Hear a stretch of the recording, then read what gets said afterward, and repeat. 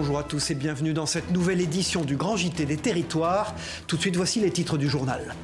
C'est un signal d'alarme chez les plus jeunes. Sur une année, un enfant de maternelle passe plus de temps sur les écrans qu'à l'école. Les conséquences sur leur santé sont dramatiques. Nous irons dans les Hauts-de-France avec ce reportage de notre partenaire WEO TV, la chaîne de la Voix du Nord. Dans ce journal également, faire face à la pénurie de logements, nos territoires cherchent des solutions pour construire massivement. En Moselle, un grand plan prévoit de nouvelles habitations sur des friches industrielles. Le ministre délégué au logement s'est rendu sur place. Nous y reviendrons avec notre partenaire Moselle TV. C'est le grand retour des algues vertes. Un tapis vert envahit les côtes bretonnes. La baie de Saint-Brieuc se démarque avec une concentration record. La prolifération est plus tardive cette année, mais tout autant exceptionnelle. Nous y reviendrons dans ce reportage avec nos partenaires TBO et TB Sud, les chaînes du groupe Le Télégramme. Colombey, les deux églises, berceau de l'histoire. Nous irons au cœur du village qui abrite la maison du général de Gaulle. La commune reste un vibrant témoin de sa vie et de son héritage. Nous y reviendrons dans ce reportage inédit de notre partenaire Puissance TV, nouveau partenaire du Grand JT des Territoires. Je vous l'ai annoncé dans les titres, la santé des enfants est menacée par les écrans. Troubles cognitifs, obésité, anxiété. Les conséquences sont alarmantes. Sur une année, un enfant de maternelle passe plus de temps sur les écrans qu'à l'école. Alors pour réduire la consommation, cette école dans les Hauts-de-France a rejoint le défi 10 jours sans écran. Regardez ce reportage de Jérôme Houbron pour notre partenaire WEO TV, la chaîne du groupe La Voix du Nord. Se passer de télé, de smartphone ou de jeux vidéo, voilà un objectif de taille pour ces petites têtes blondes. Les élèves de cette école du Crotoy sont sur le point de voir aboutir la fin de leur défi, 10 jours sans écran. Il y a des moments, comme moi, maman, elle a oublié de descendre ma Switch qui est juste sur mon bureau.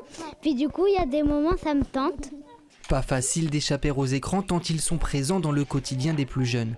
Pour motiver les troupes, un livret permet à chaque enfant de dresser un bilan quotidien du défi. Chaque moment passé loin des écrans permet de remporter des points.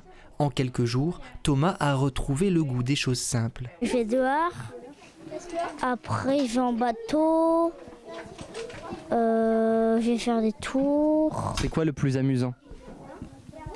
Quand je vais à la pêche. Mieux que les écrans? Oui. Laure accompagne ses élèves depuis le lancement du défi. L'enseignante remarque déjà un changement majeur au sein de sa classe. C'est beaucoup mieux. Déjà, ils ont des choses à se raconter. Moi, je suis allée dehors, moi, je suis allée à la pêche, moi, j'ai fait ça. C'est plus facile au sein de la classe parce que ils sont moins fatigués, ils sont plus concentrés. Troubles du langage ou du sommeil, obésité, myopie, anxiété, les impacts d'un trop-plein d'écran sur les enfants sont légion. Pour limiter ces troubles, des activités hors temps scolaire remplacent un temps virtuel, parfois difficile à mesurer. On a des consommations d'écran qui peuvent aller jusqu'à 1000 heures par an, ce qui correspond à une année scolaire en fait. C'est-à-dire qu'il y a autant de temps d'écran que de temps de classe pour des maternelles, quand on sait que les maternelles c'est jusqu'à 5 ans. Il y a des vrais risques pour la santé des enfants, pour leur développement. Il ne s'agit pas de supprimer totalement les écrans en fait, il s'agit de les remettre à leur place. Au Crotoy, quelques 140 enfants ont relevé le défi avec le soutien de leur famille. Parfois, il suffit de se déconnecter des écrans pour se reconnecter à ses parents. Voilà, et comment lutter contre le harcèlement scolaire? Près d'un élève par classe est concerné par ce fléau. Alors tous les moyens sont bons pour stopper la violence dans les écoles, bien sûr. Grâce à la réalité augmentée, on y arrive. Cette start-up met en scène une lycéenne harcelée par ses camarades, vous allez le voir. En Seine-et-Marne, plusieurs classes ont participé à cette expérience. Un reportage signé Mélanie Faure pour notre partenaire 20 minutes TV sur place. Comment parler du harcèlement scolaire aux enfants? Au lycée Sonia Delaunay à Cesson, on aborde le sujet à travers la réalité virtuelle. Un film de 15 minutes est projeté dans le casque et met en scène Julia, une lycéenne qui se fait harceler par ses camarades après être sortie avec Lucas. Ça va à l'école en ce moment? Tu sais que si t'as besoin de parler, on est là avec papa. Julia, c'est toi qui as mis ça sur ton profil? De quoi tu... Oh putain! Un film qui fait réfléchir. Limite, on comprend mieux le harcèlement là, parce qu'on a l'impression vraiment de l'avoir vécu, et du coup, je trouve que ça nous touche beaucoup plus. Logique d'être contre ça, c'est mauvais, ça peut en dire, comme on a dit, au suicide, à des morts. Grâce à la VR, l'entreprise Reverto développe des contenus qui sensibilisent en procurant des émotions nouvelles. Votre cognition va l'imprégner comme étant quelque chose que vous vivez personnellement. Ça vous arrive à vous. C'est imprégné dans votre vécu, donc dans ce qu'on appelle la mémoire autobiographique. Et après, quand vous re-rencontrez cette situation dans la réalité, en fait, ça éveille des souvenirs personnel. Cette année, le lycée de Cesson a fait face à un cas de harcèlement qui a nécessité une sanction et mis en place à 2 reprises le protocole phare, un plan de prévention du harcèlement scolaire. Madame la proviseure met en place la promotion de cette prévention et des interventions avec des protocoles adaptés qui fait que forcément, à un moment donné, on a une réduction des faits. Selon l'Éducation nationale, le harcèlement scolaire touche 5% des écoliers, 6% des collégiens et 4% des lycéens. Mais c'était nous! Voilà, tout à fait autre chose dans l'actualité. Comment répondre à la pénurie de logements? Depuis 2 ans, le nombre de permis de construire est en chute libre. Nos territoires cherchent des solutions pour construire davantage. En Moselle, 30 000 nouveaux logements verront le jour d'ici 2027, dont une partie sur d'anciennes friches industrielles. Le ministre délégué au logement était sur place. Regardez ce reportage signé Baptiste Ancet pour notre partenaire Moselle TV. Dans quelques années, ces friches de la vallée de la Fensch ne seront sûrement qu'un vieux souvenir. Pour cause, elles accueilleront bientôt de nouveaux logements. Nous venons de signer un projet partenarial d'aménagement avec les élus du territoire qui concerne, dans la vallée de la Fensch, 165 hectares qui vont être mobilisés. C'est plus utile d'un point de vue écologique d'utiliser des friches qui sont déjà artificialisées plutôt que d'aller grignoter des terres des agriculteurs. Sur ce projet de 5,4 millions d'euros, 800 000 seront subventionnés par l'État, permettant ainsi de réaménager 165 hectares de friches industrielles, dont une partie appartient à ArcelorMittal. Les opportunités, ça va être du logement, ça va être de la zone d'activité, ça va être des parcs, ça va être de l'aménagement public. Donc ça va vraiment changer complètement la face de cette partie du territoire. Comme 21 autres départements sous tension immobilière, la Moselle fait partie des territoires choisis par l'État pour construire en nombre et répondre à la demande. D'ici 2027, 30 000 nouveaux logements sortiront de terre. Un objectif qui ne fait pas l'unanimité. Pour l'instant, on nous promet des logements, on nous promet un petit peu de redynamiser tout ce secteur, mais on a une dépollution uniquement à usage industriel. On avait demandé à l'État une dépollution plus en profondeur, elle a été refusée. Après sa visite à Hayange, Guillaume Casparian a constaté le projet d'aménagement de 1800 logements à Audun-le-Tiche ainsi que l'écoquartier de 730 habitations à Montigny-les-Metz. Le quartier Lysée, quant à lui, a remplacé une ancienne caserne militaire. Et puis nous partons du côté d'Annecy qui innove. La crise du logement frappe durement les jeunes. Entre pénurie et loyers élevés, se loger devient un véritable défi. En réponse, la ville de Savoie agit en construisant notamment une résidence hôtelière à vocation sociale. Ces studios sont spécialement conçus pour les jeunes. Regardez ce reportage de Fanny Savard pour notre partenaire 8 Mont-Blanc en Savoie. C'est un projet expérimental qu'ont présenté l'agglomération et la ville d'Annecy. 71 logements sont en construction à Mété. Leur particularité, ces futurs studios seront destinés aux jeunes en contrat d'insertion, aux intérimaires, stagiaires, alternants ou CDD, prioritairement du secteur de l'industrie. Ce projet est destiné à des salariés qui arrivent sur l'agglomération annécienne pour la première fois et qui constatent souvent que les prix des loyers sont extrêmement élevés. Donc l'objectif à réaliser et qu'on leur offre de façon provisoire, entre 1 mois et 1 an, un logement à prix très bas qui leur permettent justement de commencer et de pouvoir s'installer sur Annecy. Avec un parc social plus que tendu en Haute-Savoie, cette solution de logement temporaire ne demande qu'à être pérennisée. On ne souhaite que cela. Reste aujourd'hui qu'on a une vraie problématique aujourd'hui qui est la question foncière. Il faut savoir que ce projet a donc fait l'objet d'une mise à disposition à bail construction de la ville d'Annecy. Donc aujourd'hui, il faut trouver aussi des gisements fonciers qui permettent ce genre d'opération. Mais bien évidemment, je pense qu'il faut allier à la fois la construction de ce type de résidence, mais aussi, ne l'oublions pas, la construction aujourd'hui de logements sociaux. Les logements meublés et équipés devraient être disponibles à partir de juin 2025 pour un prix qui devrait osciller entre 500 et 550 €, charges comprises. Voilà, regardez, c'est une révolution qui arrive dans la livraison de colis. Dans les montagnes du Vercors, les colis arrivent par le ciel grâce à des drones. Rapides et efficaces, ces drones ont été testés sur plusieurs kilomètres et ce progrès est le fruit de 10 années de recherche intensive.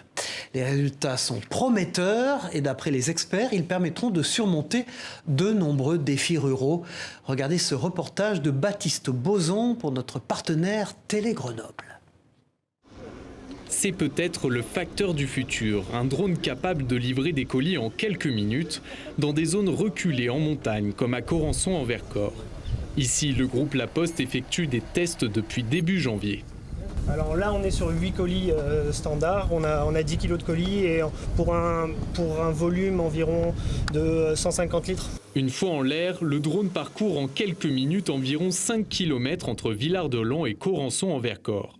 C'est la 3e ligne de test qui voit le jour en France et la 2e en Isère, après l'expérimentation lancée en 2019 entre le Fontanil-Cornillon et Mont-Saint-Martin. Le trajet est automatisé, seul un opérateur supervise à distance. Pour le maire du village, ce nouveau moyen de livraison présente plusieurs avantages. Si un jour on a une route qui est bloquée, si le facteur qui amène le courrier ne peut pas amener les colis ou suivant l'opérateur, et ben en fait ça permet d'être quand même livré, puisque ça vient en parallèle de la livraison du courrier. Donc en fait ça permet d'avoir une double livraison et avec un opérateur on va dire qui est déguisé et qui est déporté, qui lui n'est pas là avec un véhicule qui peut être bloqué dans les bouchons et qui effectivement passe par les airs et avec des moyens plus modernes.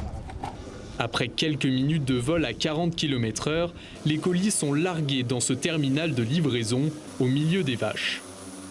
Depuis le début de l'année, 25 colis ont été livrés, même sous la neige. Aujourd'hui, la réglementation ne nous autorise pas à survoler des zones qui sont densément peuplées, justement parce que le risque est considéré comme trop important. Et donc, sur ces systèmes-là, on nous donne des autorisations de vol parce qu'on a prouvé la fiabilité du système. Le drone est équipé d'un parachute autonome, d'un système anti-collision et de localisation. Une sécurité renforcée depuis la disparition d'un drone livreur en 2020 lors d'un vol test. Un incident rare. Depuis l'expérimentation de la première ligne de livraison dans le Var, 2400 vols ont été effectués par le groupe La Poste, qui compte desservir prochainement 4 autres communes du plateau du Vercors. Voilà, avec un ciel nuageux et un immense tapis vert, les algues vertes font leur retour dans le paysage breton. Cette année, la prolifération a été plus tardive que d'habitude, mais les autorités locales et les habitants sont tout autant préoccupés par cette situation. La baie de Saint-Brieuc se distingue par une concentration record cette année. Un reportage signé Mathilde Kemener pour nos partenaires TBO et TB Sud, les chaînes du groupe Le Télégramme sur place. La saison des algues vertes a commencé, en tout cas en baie de Saint-Brieuc, qui concentre 90% des échouages de la région. Une situation prévisible d'après le Centre d'études et de valorisation des algues, le CEVA. En octobre dernier, il n'avait jamais enregistré de telles marées vertes pour cette période sur ce secteur. Le phénomène, malheureusement, tous les ans repart des quantités présentes l'année antérieure. Et la baie de Saint-Brieuc, elle a tendance à pas pouvoir être nettoyée aussi bien que les autres par les quelques tempêtes hivernales. Ce qui est sûr, c'est qu'on a assez d'années de recul pour voir que malgré les efforts qui ont été faits, les concentrations de nitrate par litre sont encore dans des concentrations qui sont suffisantes pour expliquer des grosses proliférations. Donc pour pouvoir s'en exonérer de façon plus sûre, il faut être à des niveaux encore plus bas, donc il faut effectivement poursuivre les efforts. 130 millions d'euros sont mobilisés pour le 3e plan algues vertes en Bretagne pour la période 2022-2027, mais sont-ils répartis selon les baies les plus en difficulté ? Si on devait regarder les moyens qui sont mis, les moyens ils sont concentrés là aussi où on a un nombre d'agriculteurs qui s'engagent.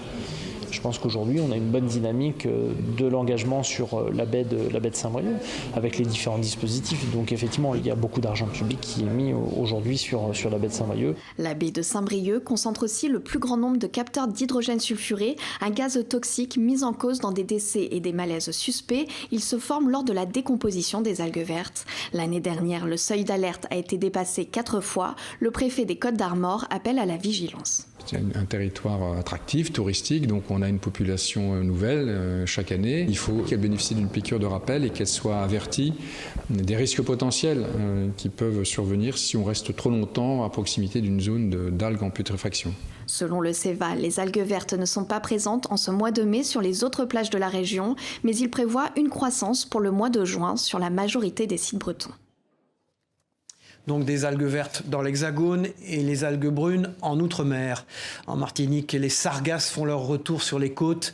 Depuis quelques jours, le littoral du Diamant est fortement touché par ce nouvel arrivage. Une situation qui dérange les riverains et les touristes. Les professionnels commencent aussi à s'inquiéter des impacts. C'est un reportage de Diana François-Eudoxy pour notre partenaire via ATV Martinique sur place. Une vague de sargasses submerge le bourg du Diamant. Depuis 3 jours, les algues brunes sont de retour sur nos côtes. Ce matin, la pêche ne sera pas fructueuse pour René. Avec les sargasses, on ne peut pas pêcher parce que les sargasses, ça fait fuir les poissons. Un nouvel arrivage qui incommode les riverains et les touristes en promenade sur le front de mer de la commune. C'est vraiment embêtant parce que toute la plage est envahie là du coup. On ne peut plus admirer cette belle plage. C'est un vrai problème et puis même plus que visuellement parce que tous ceux qui habitent près du littoral, ils savent que les sargasses, ça émane beaucoup de rejets toxiques qui endommagent tout ce qui est appareil, les voitures, les frigos. Sur le sentier de la Taupinière, sur le littoral, les sargasses ont envahi le paysage. En randonnée ici il y a 3 semaines, Aurore est surprise du changement radical. Il n'y avait pas du tout de sargasses, c'était juste la mer. Donc c'est vrai qu'en quelques semaines, ça change vraiment du tout au tout. Ici, face à la mer, c'est la première fois en 3 ans que Samantha constate autant de sargasses devant le restaurant. Là, c'est vraiment une année propice aux sargasses, si on peut dire. C'est vrai que nous sommes impactés vraiment sur tout le littoral du Diamant. Niveau clientèle, donc nous ça va, on peut quand même attirer la clientèle par rapport à notre fameux rocher du Diamant qui est la mascotte du restaurant. Sur la côte atlantique aussi, des arrivées significatives ont été observées mi-avril. Le lendemain, la préfecture a déclenché des opérations de collecte au Robert et au François. Entre le 19 avril et le 6 mai dernier, un peu plus de 122 tonnes de sargasses fraîches ont été ramassées en mer. Et puis, comme chaque année au mois de mai, il revient hanter nos journées et nos sommeils. Le moustique tigre est de retour, notamment en Gironde. Pour y faire face, la commune de Talence a mis en place un piège à larves public. C'est une première en France. Regardez ce reportage de notre partenaire TV7, la chaîne du groupe Sud-Ouest sur place. C'est main dans la main que la commune de Talence et le centre de démoustication de Bordeaux Métropole ont construit ce qui serait le premier piège à larves public de moustiques tigres de France. Ce piège pondoir donc, est équipé d'un plastique, d'un revêtement en fin plastique rempli d'eau, sur lesquels on dispose donc des carrés de polystyrène sur lesquels les moustiques tigres, s'il y en a, les femelles moustiques tigres vont venir pondre. Le but, observer l'évolution de la population de moustiques tigres à Talence dans la zone du parc Pexoto précisément et lutter contre sa prolifération en piégeant les larves dans les cubes de polystyrène. Ce premier prototype a été dessiné par Stéphane Delgado, conseiller municipal à Talence. On est acharné contre le moustique, c'est surtout l'ennemi public numéro 1 de tout le monde, de mars à octobre, puisqu'il y a des gens, des habitants qui nous disent qu'ils sont prêts à vendre leur maison pour lutter contre le moustique. Donc notre enjeu est de taille. Il faut savoir qu'en moyenne, une femelle pond 250 œufs dans sa vie, qui dure 1 mois. Alors le centre de démoustication est sur le pont en intervenant principalement chez les particuliers de la métropole à leur demande. Nous avons à notre disposition du bacille de Thuringe, qui est une bactérie que la larve aquatique va ingérer. Et cette bactérie va libérer des toxines qui vont finir par percer la paroi intestinale de la larve. Le moustique tigre représente une véritable question de santé publique. Il peut transmettre des maladies dites arboviroses comme la dengue, le chikungunya ou le Zika. Alors l'agence régionale de santé se tient prête à réagir en cas d'alerte. 92% de la population de Gironde vit dans une commune colonisée. Et cette année, on a une situation épidémiologique internationale exceptionnelle, puisqu'il y a une grosse épidémie de dengue aux Antilles, en Amérique du Sud. Donc effectivement, c'est un sujet important en Gironde cette année. Au premier cas signalé, l'ARS déploiera un protocole précis défini par le ministère de la Santé avec démoustication intensive de la zone où vit le premier cas pour éviter la mise en place d'une chaîne de transmission. Et puis à l'approche de l'été, les refuges du GR20, célèbre sentier de randonnée en Corse, sont remis en état pour se préparer à l'arrivée massive des randonneurs. Ce sentier réputé pour être l'un des plus difficiles et des plus beaux d'ailleurs d'Europe attire chaque année des milliers de marcheurs. La préparation des refuges est une tâche complexe mais essentielle. Les 12 sites répartis sur tout le parcours sont gérés par les agents du parc régional. Gaz, tentes et matériel de secours sont transportés par hélicoptère afin de garantir l'accueil des marcheurs. À partir du 3 octobre prochain, les refuges resteront ouverts mais non gardés. Et puis, je vous l'annonçais dans les titres, un village au cœur de l'histoire. À la fin de sa vie, le général de Gaulle avait choisi d'installer son domicile à Colombey-les-Deux-Églises en Haute-Marne. Il y a vécu plusieurs années jusqu'à son dernier souffle. Aujourd'hui, le village demeure un témoin vivant de sa vie et de son héritage. Regardez ce reportage exclusif de notre partenaire Puissance TV sur place. Elle domine le village. C'est elle qui, depuis sa colline, surveille les alentours. Du haut de ses 44 mètres, elle veille sur le lieu de repos du général de Gaulle, Colombey-les-Deux-Églises.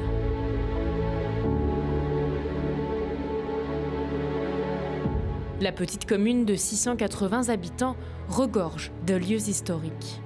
Le village est devenu synonyme de mémoire et de souvenirs. C'est ici que le mémorial Charles de Gaulle est installé. Construit en 2008 sous la Croix de Lorraine, il retrace les grands événements historiques du XXe siècle à travers le parcours de De Gaulle. À l'intérieur, des voitures, des maquettes, des objets et des ouvrages retracent la vie du grand homme et de l'histoire de France. C'est ici que l'on peut admirer la traction. Dès 1958, le véhicule Citroën est devenu historique. Charles de Gaulle, revenu au pouvoir, en a fait sa voiture de tous les jours et l'utilise alors pour ses allers-retours entre Paris et Colombey-les-Deux-Églises. Et puis, au détour d'une rue, la demeure du général apparaît. C'est ici, loin de la capitale, qu'il a séjourné et qu'il a passé le plus clair de son temps. Encore propriété de ses descendants, la boiserie se visite aujourd'hui. Elle est devenue un musée que les amateurs d'histoire peuvent découvrir. Chaque année, près de 145 000 touristes se pressent dans la petite commune. Colombey-les-Deux-Églises est ainsi devenu le petit village, symbole de la grande histoire.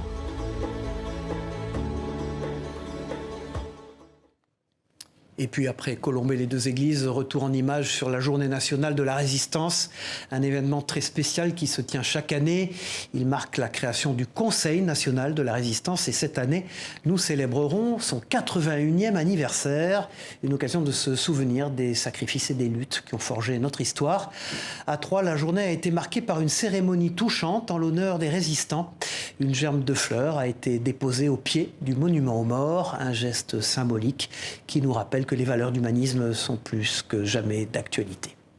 Voilà, direction l'ouest du pays, désormais avec un embarquement immédiat pour une aventure dans les airs. À l'aérodrome du Mans, des baptêmes de l'air exceptionnels sont proposés chaque jour. À bord d'un autogire, les participants peuvent voler à plus de 200 km/h.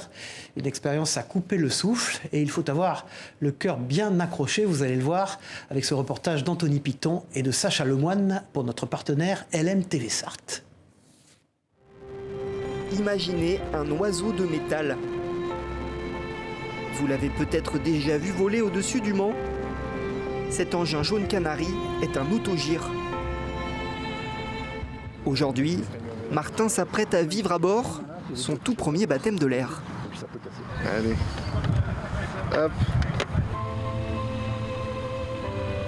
Une expérience pleine de sensations fortes. En l'air, Martin découvre des paysages sous un angle nouveau. Super bonne sensation, très grosse sensation de liberté.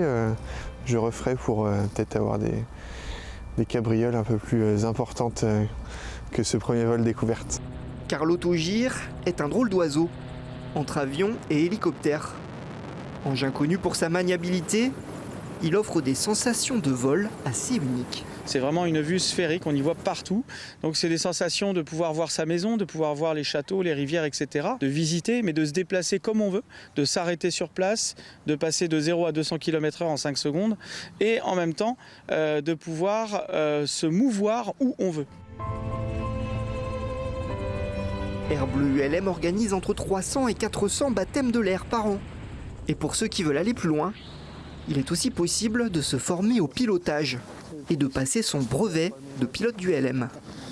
Il y a quand même des notions à connaître et à savoir, donc voilà, il ne faut pas avoir la tête dure, on va dire. Hein. Il faut vraiment emmagasiner pas mal de petites choses qui font qu'après, derrière, ça va bien se passer. Même notre stagiaire Sacha a quitté le nid. C'est parfait. Cool. Parfait. Alors on est parti. Alors, prêt à prendre votre envol ? Voilà, merci d'avoir suivi le Grand JT des Territoires. On se retrouve très vite pour une nouvelle édition. Au revoir à tous.